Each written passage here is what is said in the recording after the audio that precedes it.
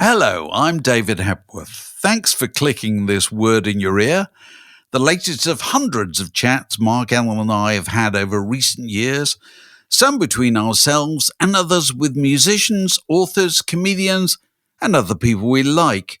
If you'd like to help make sure they continue, you might consider being a Patreon supporter by visiting patreon.com/wordinyour-ear, or just by liking or subscribing in whatever way you prefer. On with the show.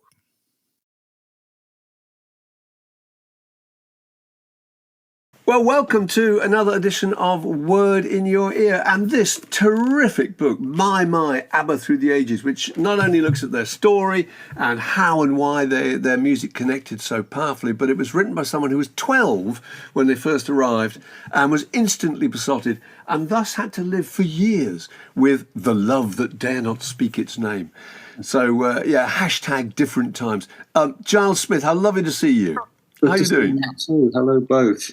Very good. So describe the moment. You were 12 in 1974, and it's brilliantly written in the book, but describe the moment you were watching them winning the Eurovision Song Contest. And what was it about them that made it so captivating and electrifying for you? It was such a moment. I think our generation, we had two big telly moments, really. We had the moon landings. Yeah. And we had ABBA winning Eurovision with Waterloo. It's very easy from this distance, I think, to just forget how boring the Eurovision Song Contest was. Yeah. 74. Utterly tedious. It's a party now, it's this kind of wild thing. And say what you like about it, it's never boring. But back then it was utterly tedious. It was full of really ponderous ballads sung by very straight faces. If the songs were upbeat at all, they were upbeat in a kind of whimsical way. They sound the sort of music you might get on a children's fairground. Yeah, jaunty. On a String being the classic example of that. And it bore no relation to anything that you as a kid might have been listening to at that time or been interested in or excited by. So to have this band suddenly come on in this blaze of colour, the blue sticks very vividly in your mind, the blue that Agneta was wearing. Yeah. And then to sing this song, which sounded like a slice of glam rock, and it sounded like the kinds of things that you were listening to in the chart. Yeah, you list them all. There was about 5. It was See My Baby Jive, wasn't it? What were the other ones that you thought were direct descendants? Blade, it had little elements of all of those. And so that was just completely different. And of course, your notion was, wow, this is great and will probably change Eurovision forever. It didn't, of course. It didn't change anything about the Eurovision Song Contest, which went on being boring for at least another 10 or 15 years after that. But in itself, it was just this huge moment, and clearly it embedded itself in our minds. And of course, the other thing about it then is it becomes a completely false steer about ABBA. That's the beginning and end of their glam rock period. There are no more glam rock ABBA songs. It was the only one they did. Nothing else in their catalogue sounds like Waterloo. But you talk about, and we forget this now that they're so universally applauded. But you talk about the reaction to them at the time, which I'd kind of forgotten because people thought they were, calculatingly commercial, didn't they? There was something about their Swedishness, actually, that people didn't like in those days. That they were somehow kind of smug and a bit chilly, and maybe something a bit self-satisfied about the idea that they weren't available. They were two married couples. all that added up, didn't it? Yeah.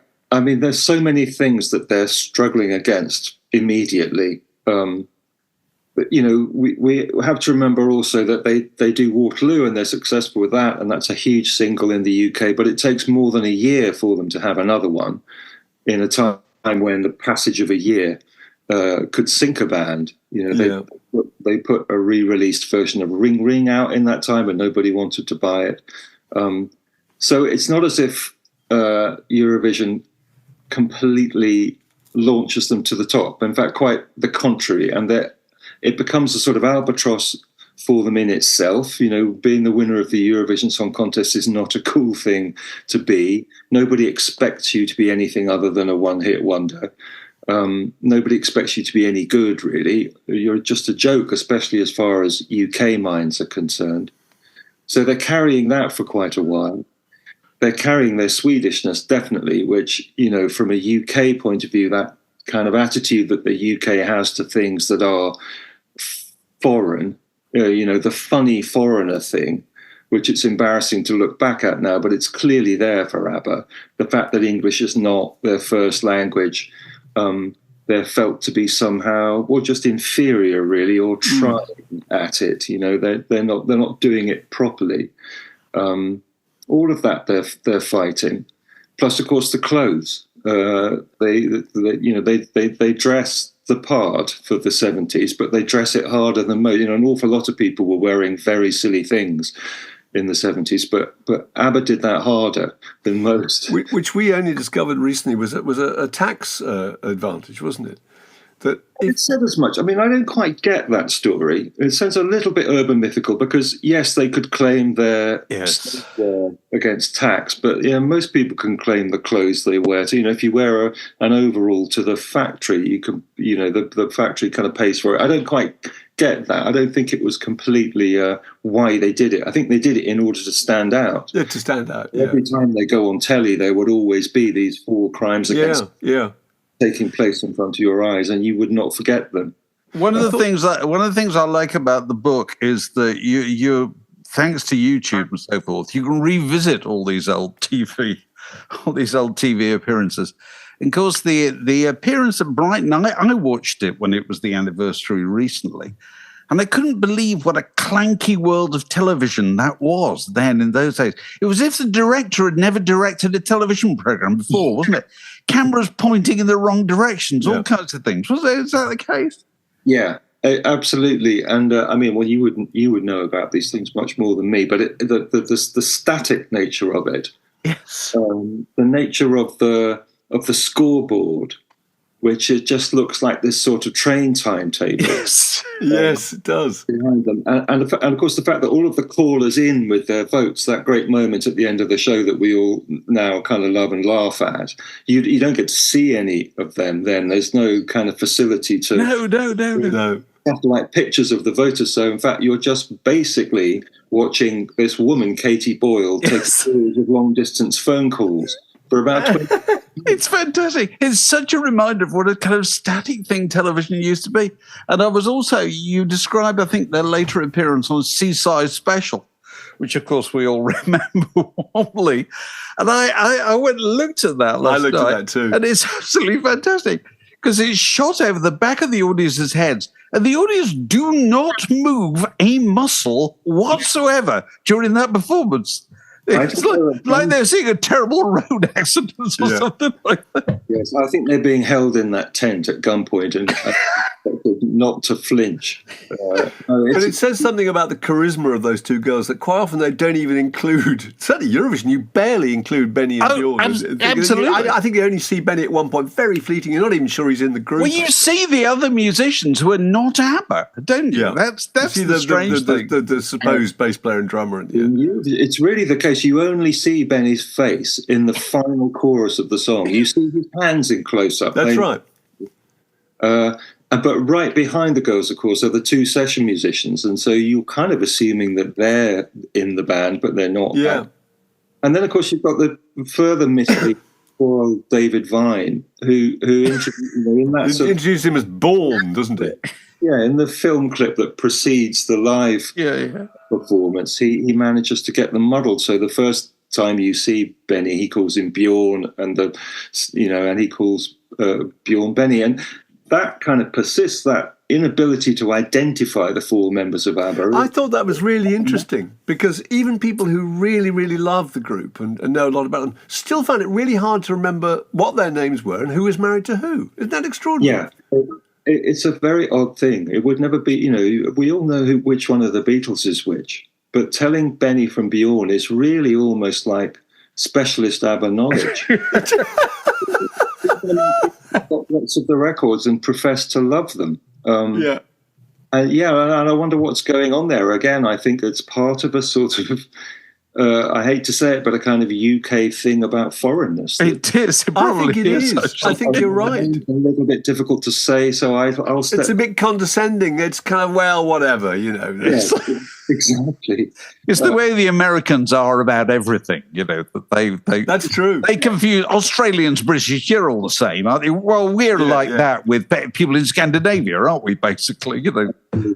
Absolutely. That's our attitude. So, where did the book start? Really, I mean, was it you thinking, well, ABBA are clearly bigger now than they've ever been, even though they don't exist really.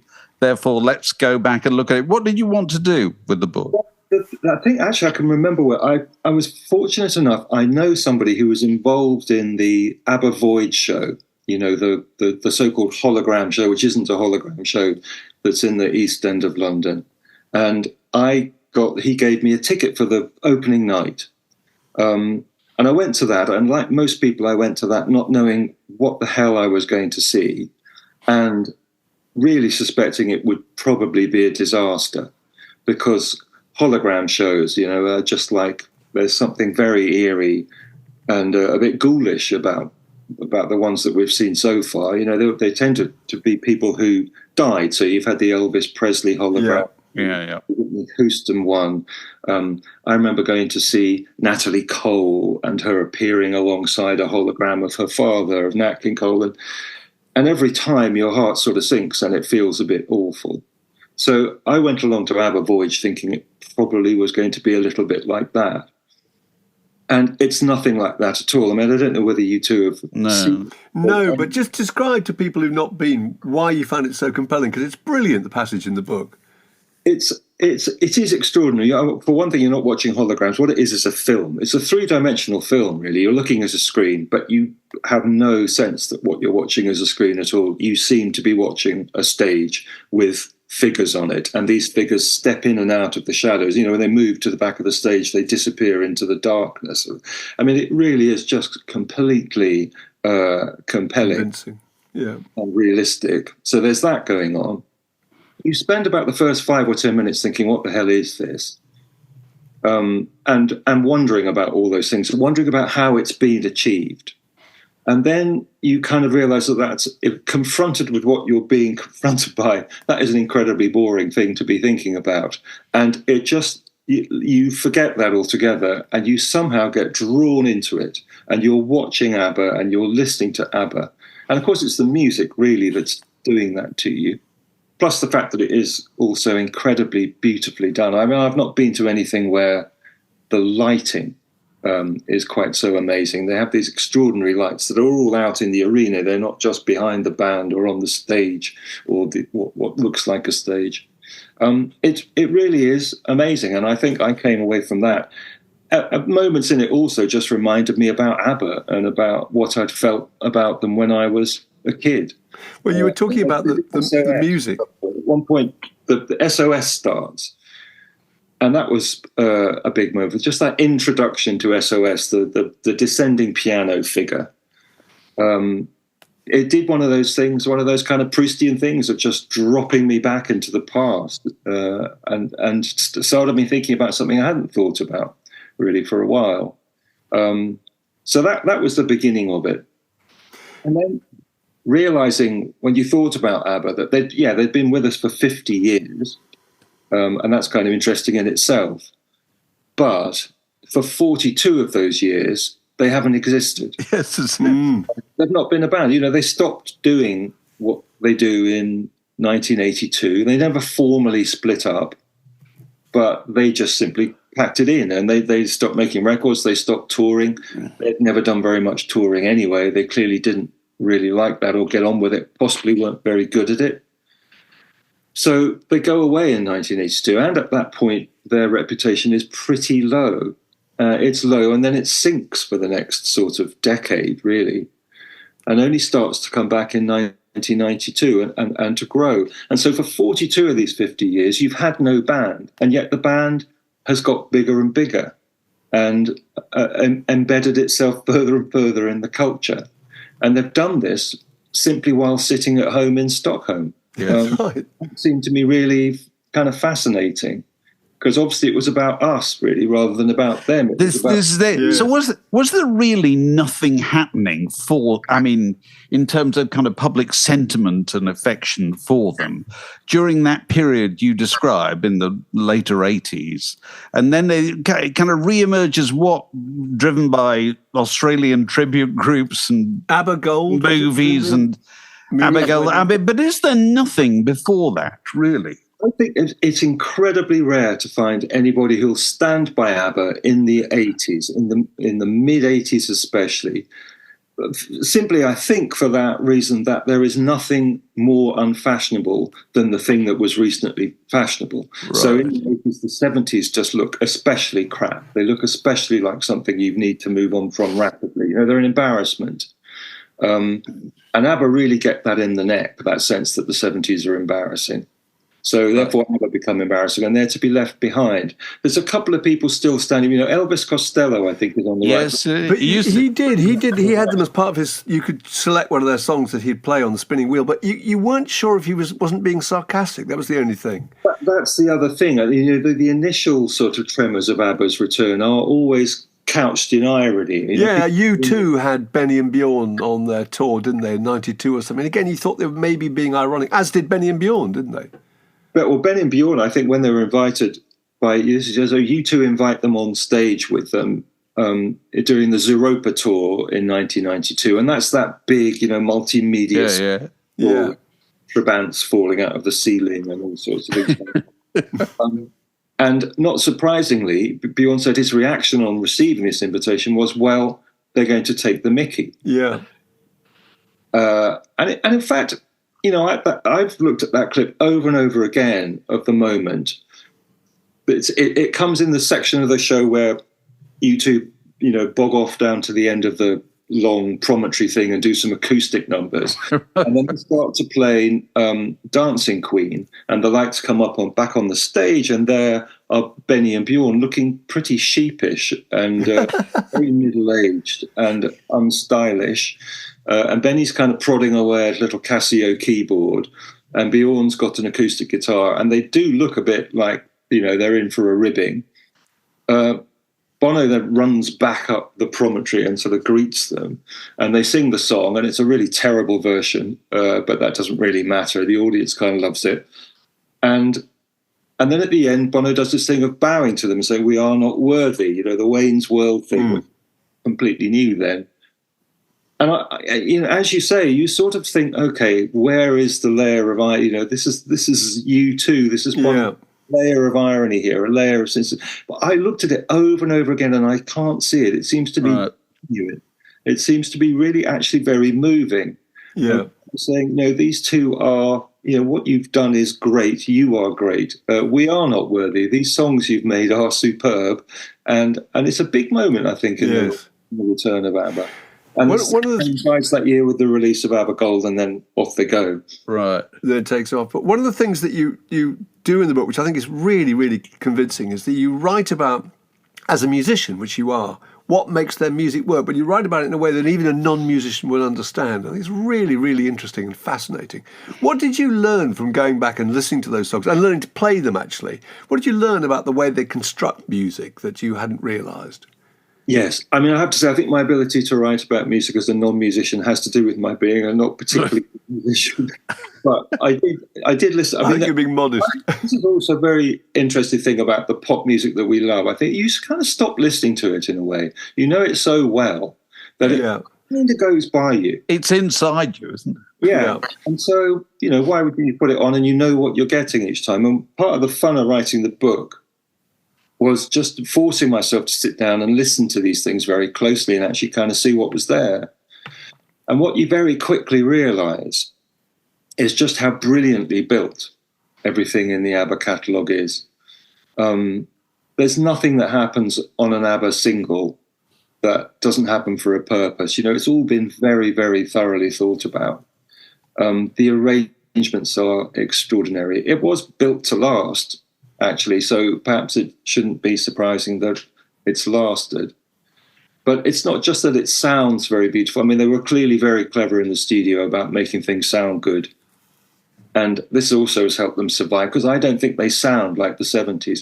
Waterloo. No, you make the point that they never use cymbals. There's no cymbals on it. So I never thought of things like that. It's brilliant. Yeah, well, the producer was very anti-cymbals, because he thought it spoiled the sound of it. There's this big kind of wash of noise comes over the production and covers up everything else. And so he was very anti them. But you talk about the well, I think the sound of those records is an oddly timeless one. You don't listen to them and think, oh, that sounds incredibly 80s. No, that's true. That's true. Music. The drum machine sounds from 80s music. Betray that music as 80s music. Yeah. Noises from 70s music. Betray it as. In terms, ABBA actually seem to float free of that. Strangely, they just sound like themselves, and that, I think, has really helped the music survive. Do you think there's also a thing that happens, well, it particularly happens with ABBA, but I wonder if it happens with lots of old pop music, is eventually it begins to sound poignant. It kind of gains a new layer on top of it, you know what I mean? And that's not just your associations. Do you think that's true? Completely true, and especially true of ABBA, who did seem to write about grown-up things. Surprisingly early, there's a sort of maturity to the writing, which is kind of unusual in pop music written by people that age. So they're writing about relationships coming and marriages coming to an end, but not just that, but sort of, what happens, property within that, children within that, actually quite grown up concerns. And then something like Dancing Queen, which is sort of about having a fantasy of yourself as a young person. It's not about being a young person. It's about sort of, the young person you wish you'd been at 17. And so clearly that kind of song gets more poignant as you yourself get older. There's a melancholy, isn't there? Change. There's a melancholy about them. And I think some of that was to do with the fact that both the marriages eventually kind of floundered, and you associate ABBA with this sort of real sort of sadness and kind of tragedy of those things eventually just petering out. Yes, there's a thread of melancholy runs through everything. I mean, even the happiest and most up-tempo, there is this slight sense of melancholy. And as you say, as you get older with that, it hits you harder. And listening to Dancing Queen in your teens and 20s is a very different experience from listening to it in your 30s, 40s, 50s. That's true of almost everything in their catalogue, I think. Do you think it's also the case that one of the reasons they have such enduring affection is one of them didn't run off and fall out with the other ones? You know what I mean? Yeah. If there was any bitterness, it was kept below the surface, wasn't it? Yeah. Nobody went into print saying that bastard slept with the nanny or whatever. Yeah, nothing public. It's true. Nothing. Yeah. So we can all kind of feel good about them, can't we? Yeah. And they were incredibly grown up at every stage. And maybe this didn't make them particularly good pop stars, because we don't particularly want our pop stars to be grown up. We like them to have a bit of, rebel in them. But they were grown up in their songwriting. They were grown up clearly in their attitudes to each other, their ability to carry their career forward despite 2 ruptures within the band. I mean, that's kind of fascinating but strange and unlikely, isn't it? And then, as you say, the maturity with which they don't then dish the dirt on each other or go off and I felt reading the book that, talking of that another aspect of why they were so appealing was that they don't sell themselves ever. We're very used to pop stars kind of giving you that impression that I want you to love me. And they had this very soft sell approach. And even in the Voyage, when you went to see them in Voyage and they were there, and they said something like, welcome to this a little strange but hopefully enjoyable concert experience. And you think, that's an extraordinarily soft way of putting across the show you're about to see. It was almost apologetic, wasn't it? Yes. So I think that's attractive. It really attractive. There's no hard sell with them at all. And the other thing is that, Dave, was actually something that you wrote about. You were writing about the Beatles, but you mentioned ABBA in the context of it, which is this: the fantastic favour groups do us when they stop doing what they do and don't come back. Yeah.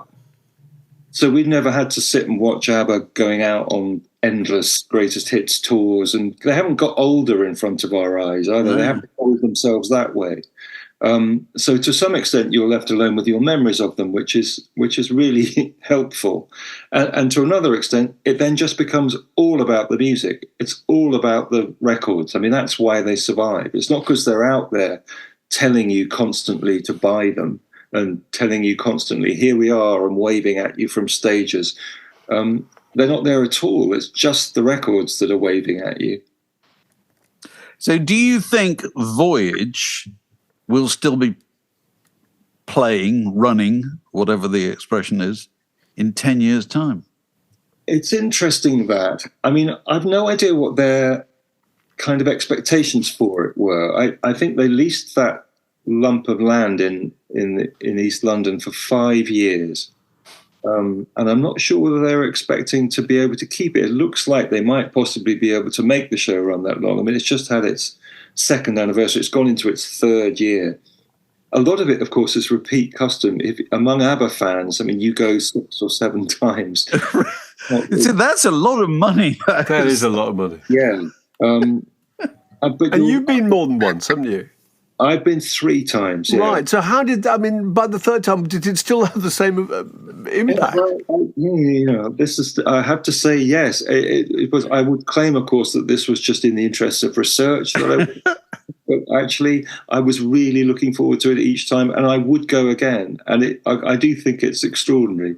There's a lovely bit where you're talking about they're playing one of their songs from 79, and you're thinking about all the other records that you bought in 79, the Blockheads and the Members and XTC and Dr. Feelgood, and you're thinking, I've been moved to tears by hearing this ABBA song, but I wouldn't be moved to tears by hearing those others. Why do you think that? I thought it was really touching, actually. Why was that, do you think?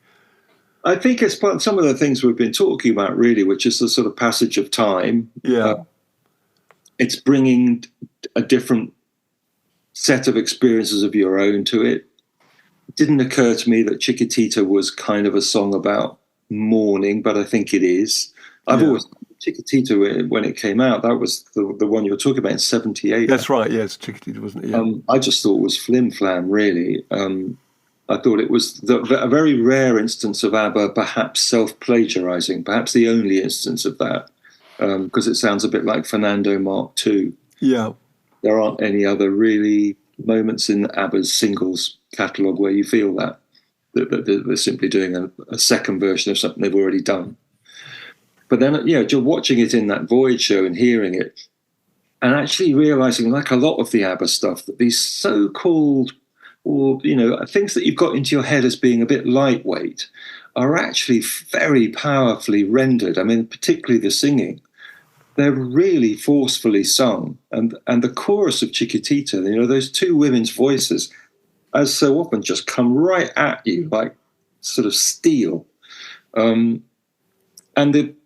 just simply the business of listening to that song when you yourself have got a bit of mourning going on in your life is a very different thing from listening to it in the 70s. So, it becomes a very emotional thing. So what's your favourite ABBA record?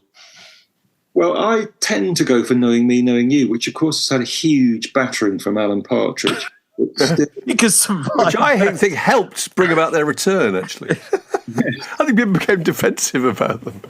Yeah. I love the fact that Alan Partridge called his son Fernando. He's to that extent an ABBA fan. It's a brilliant detail, that.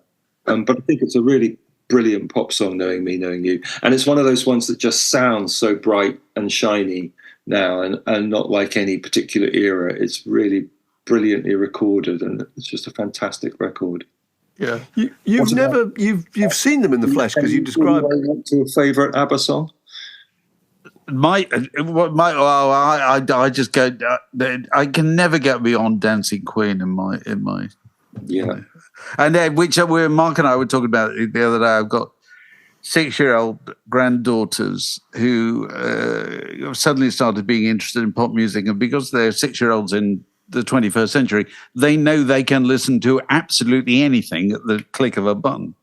What do you want to listen to? Dancing Queen. You see, I hear a bunch of 6-year-olds in 2024 more important than Dua Lipa or whatever, Dancing Queen. It's extraordinary power. I liked very much your analysis of Dancing Queen. Again, I hadn't realised this.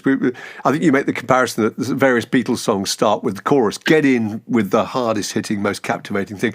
But they don't just start with the chorus, they start with the second section of the chorus, which is the most thrilling, the big kind of momentous chord climb. And I thought that was a really good point, that they'd really thought about that scientifically. How can you kick off with the maximum impact? You also quote that lovely thing from, I think it was somebody wrote from The Enemy, saying there are two types of wedding disco. There's ones that start with Dancing Queen, and there's terrible ones, which is just simply brilliant. But why does that song work so well? Is it partly because it gives people enough time to get to the dance floor, isn't it? Yeah, that's quite clever of it. But I think it's that cutting straight to the chase and just, straight in the face with the big moment. I mean, I think the only comparison I can really think of is She Loves You by the Beatles. It's the same. Yeah. Wham, and in you go. But there is something about those opening seconds of Dancing Queen that just have this magnetic draw, don't they, for people onto the dance floor. They do. When you hear it, you can just picture uncles pulling off their suit jackets, knocking over chairs in their in their rush to get to the dance Small floor. children sliding up and down. Yes. That's what they mainly do, isn't it? It's true. So will you be going to Voyage again? Well, yes, I would. I did have Tonight, aren't you? I get rid of, because we went on holiday. I was able to go. I was scheduled for a fourth visit. I will go again. I think the rumour is that it will go to Australia next. Oh, really? Is the people in Australia Particularly huge out there, aren't they? They were always huge there, and they seem to have been forward there without. They didn't seem to go through the ironic phase. Yes. That they went through in these. So the kind of the reinvention, or their return to the spotlight. I always associate that with Australia, because they were Bjorn Again were Australian, weren't they? The Australians did cover groups before anybody else, didn't they? Because nobody went there; it was too far away. Yes, that's right. So if you that was definitely Australia. I mean, they kept the flame burning constantly in a way that it doesn't gutter in Australia at any point. They just loved them, and of course in the 70s they were famous in Australia to a degree that they weren't anywhere else in the world. The whole Beatlemania thing happens to them in Australia. Oh, really? Okay. It really happens to them anywhere else. Screaming in the streets, people gathered outside hotels in massive numbers, grabbing them as they get into the limos. All of that stuff was a bit of a surprise to them, I think, when it happened to them in Australia. And then it was Australian films, wasn't it? Priscilla, Queen of the Desert, and Muriel's Wedding. Strictly Ballroom, is it? Muriel's Wedding, exactly. They took okay. in those two movies in the 90s, and that is the beginning of them coming back to just reminding people that they're still out there. In Australia, probably they didn't really go away, in fact. But for us, they did. Yeah. And they reached that level of success where there were kind of rumours that the four people on stage actually had nothing to do with the music. Isn't that right? That the music was produced by four people in the studio, and they were just these kind of puppets that were fronting it. And also, I think that several of them had died, wasn't it? I mean, it was just extraordinary. There was a rumour that three of them had been killed in a plane crash. That rumour took off at one point. Frida survived, but the other three had been killed in a plane crash. Have you ever met anybody who believed any of these rumours? You let Paul McCartney dying and all these things. They're trotted out. I've never met anybody who ever believed it. Yeah. They just go in the cuttings library, don't they? I think that's right. And people love having them out there and not believing them. Yeah, absolutely. And saying, well, I never believed them, but some suckers obviously did. Yeah. But you've seen them in the flesh, the four of them, when you describe it very vividly, when you how exciting it was to be in the room with them, really, when the Voyage thing. But you've never actually met or interviewed them, have you? No, never spoken to any of them. Why not? Because I would have thought that if you'd wanted to, you could have done. Do you just not? Would you not want to meet them, or? I'm not sure I could have pulled those strings. I was very grateful in the course of writing the book that I hadn't, because I wanted to have that perspective of being out. You know, just to be able to write about it as someone who bought and listened to the records. Yeah, it's fair enough. It's fair enough. Yeah, absolutely. And I think I was very worried that something might happen and I might get into a hotel lift during the writing of the book and they would be there. Of course, just have blown the book up. I wouldn't have been able to write the book after that. It needed to be written by someone who'd never had any personal contact with them. It's, you know, to do with those 42 years in which they didn't exist. That's very true. It's a very pure way of looking at them. Yeah. It's just a relationship that we all have between us and a radio set or whatever. Yes. And so, yeah, I mean, obviously it would be great to interview them, but no, I never have. If you did interview them then, is there one particular question that you would ask that you couldn't resolve from writing the book? Is there some mystery? Well, I mean, there's so much fascination about, you know, how that being two couples within a band thing works. I think it would be the thing they would least like to talk about. Yes. Yes. You probably want to steer clear of that, even though it is fascinating.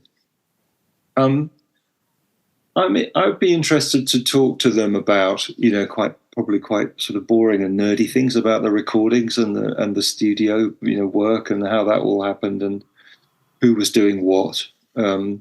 Yeah, but I like the fact that they exist sort of out there somewhere in a world where you can't. I agree, and that we know so little about them. Yeah.